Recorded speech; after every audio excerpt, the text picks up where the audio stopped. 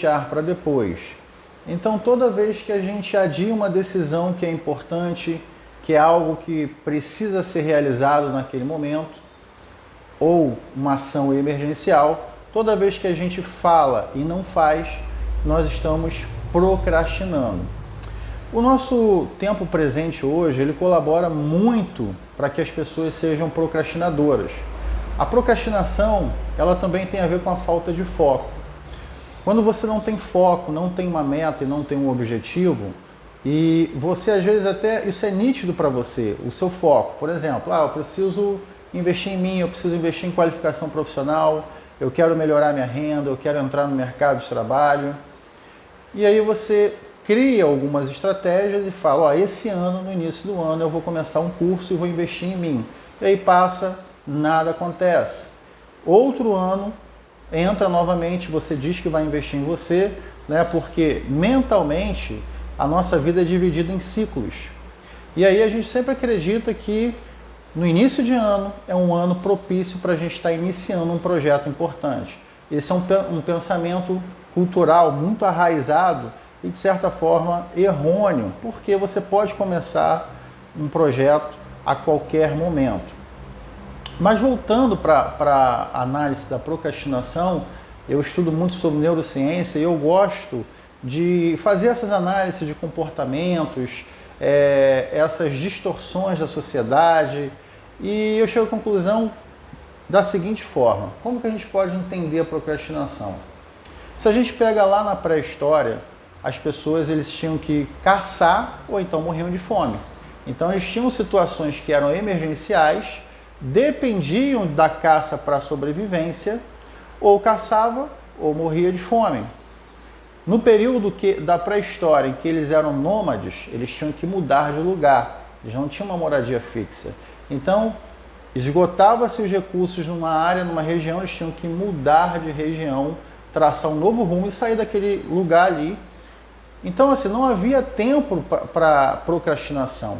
Havia uma divisão do trabalho, o homem praticamente caçava e as mulheres ficavam ali nas cavernas, tomando conta das crianças. Inclusive foi a mulher, né, só uma curiosidade, que descobriu a agricultura. O homem caçava, trazia aqueles resíduos de alimentos que caíam ali, né, quando a mulher estava preparando os alimentos, e aquela terra, aquele solo ficava fértil. Pronto, ali começou a germinar plantas, sementes, e a mulher teve então a grande sacada de criar a agricultura. Logo, consequentemente, veio também a ideia de domesticação de animais, por exemplo, como cachorros, lobos, que poderiam utilizar na caça.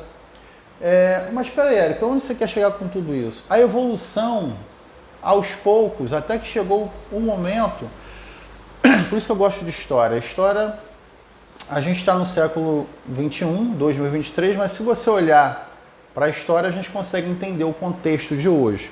Então, hoje, na era industrial, que a gente passamos pela era industrial, né, uma revolução industrial, que mudou drasticamente as relações de trabalho do homem com o produto, com a natureza. E depois nós tivemos também, após a industrialização, um período tecnológico, até que chegamos hoje, ao meu ver, um dos maiores expoentes da tecnologia chama-se celular. E o celular hoje, ele é uma ferramenta de trabalho, de qualificação, de pessoas que vivem, né, que precisam do celular de certa forma, mas é também uma grande ferramenta de desfocar uma pessoa. Porque o celular, ele oferece várias propagandas, digamos assim, várias situações que tiram o foco das pessoas. E se a pessoa não tiver o autocontrole, o celular ele faz com que a pessoa seja um procrastinador, porque a pessoa fica viciado. A pessoa vai ali toda hora, quer ver uma coisa nova, quer ver uma foto nova no Story, no Instagram, no Facebook, é uma informação, é uma notícia e está tudo ali na palma da mão da pessoa. A pessoa está trabalhando ou não, ela está ali, ó. Você passa no ponto de ônibus, está todo mundo no celular. As pessoas estão no cinema, assistindo televisão, dirigindo com o celular na mão. De certa forma, o celular trouxe um aspecto positivo, mas trouxe também um aspecto negativo. Tenho certeza que vocês concordam comigo. Ele hoje é incrivelmente uma ferramenta muito boa, mas que também tem esse poder de desfocar. E sendo hoje a maior ferramenta de desfocar as pessoas, a neurociência estuda formas de trazer as pessoas para a consciência em relação ao celular. E aqui eu estava lendo algo muito importante sobre causas, uma das causas da procrastinação. Como eu falei, a procrastinação é o ato de falar e não fazer. Toda vez que eu falo que vou fazer e não faço, eu estou procrastinando. E é claro que o nosso tempo hoje, de tecnológico, industrial, ele colabora para que as pessoas sejam também procrastinadores e geram também, tudo isso gera nas pessoas uma certa ansiedade. Toda hora precisa ver uma foto nova, precisa ver ali uma postagem nova, uma música nova, quem está seguindo quem deixou de seguir. Então fica algo incabível da gente acompanhar humanamente, processar tantas informações. E essa impossibilidade diante dessas informações gera doenças emocionais, que a ciência, a psicologia vai falar vai chamar de doenças emocionais.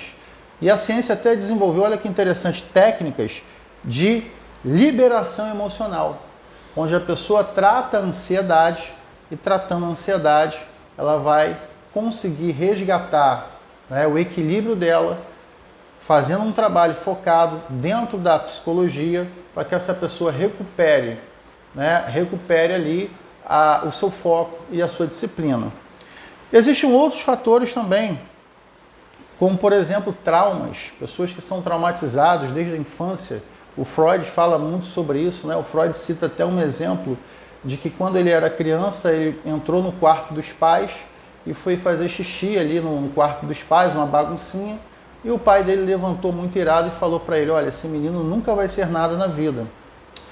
O Freud simplesmente se tornou o maior psicanalista do mundo, o pai da psicanálise, Teve a sua trajetória na Europa, recebeu vários prêmios, enfim, mas ele diz que aquele trauma da infância gerou consequências durante toda a vida dele.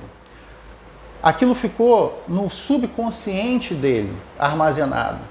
E determinadas situações que ele queria fazer, já quando adulto, ele lembrava daquela voz do pai que dizia para ele que ele não conseguiria ser nada na vida.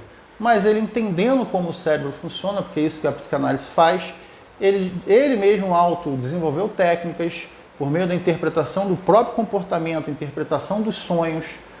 Ele escreveu um livro muito bacana chamado A Interpretação dos Sonhos, e ele viu que esses traumas eles ficavam armazenados no subconsciente. Para ele, a nossa mente ela é dividida em subconsciente, onde fica armazenado coisas que a gente nem lembra, mas que se manifestam no nosso dia a dia, no nosso comportamento.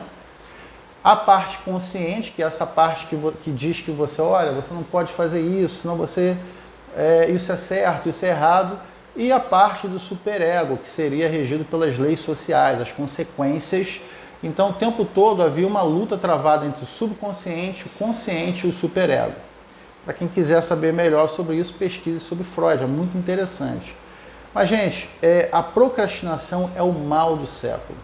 E só existe uma forma da gente ficar livre da procrastinação, que é exercitar o músculo da vontade.